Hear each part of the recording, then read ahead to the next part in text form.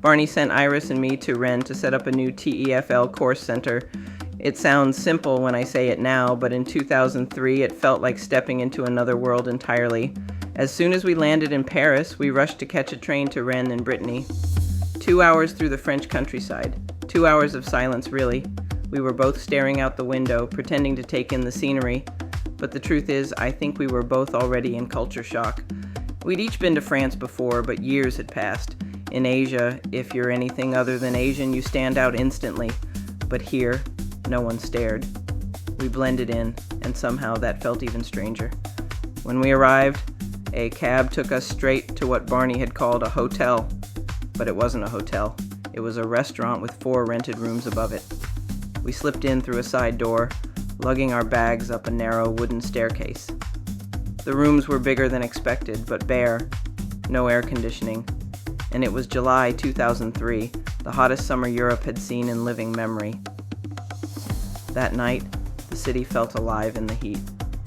We wandered Rennes together, streets buzzing with people, the medieval houses tilting slightly like something from a fairy tale. Tomorrow we'd go to the language center, our new workplace, to set up the classroom and start the work Barney had sent us for. But for that one night, everything felt suspended, as if the story hadn't quite started yet. We had drinks, then dinner. I still remember those first conversations with Iris.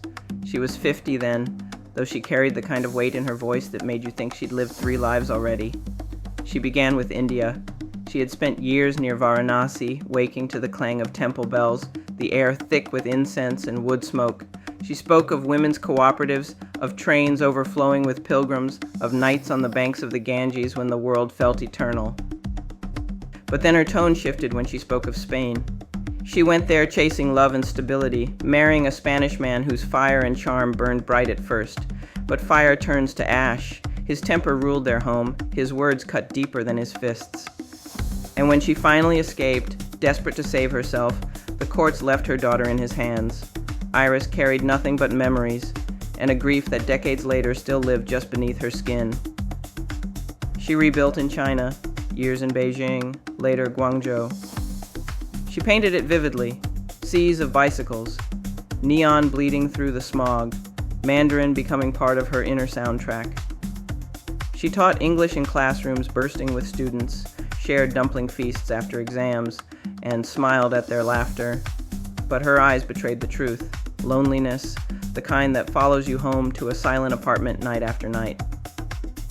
And then Senegal, a fishing village along the Atlantic where everything pulsed with rhythm, the markets, the ocean, the people themselves. She spoke of bright cloth, spices heavy in the air, drums echoing through the streets. She learned French there, learned to dance to rhythms that seemed older than time itself, and at night she would look up at stars so sharp she swore they could pierce her heart. By the time she finished, I realized Iris hadn't just traveled and taught English, she had endured, survived, and kept moving, carrying whole countries within her. And now, she was here with me, 2 strangers in Rennes, brought together to build something new.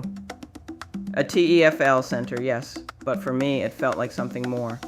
The start of a chapter that neither of us could have predicted. And as I lay in that hot, airless room that night, I couldn't shake the thought, if this was only the beginning, what on earth was waiting for us next?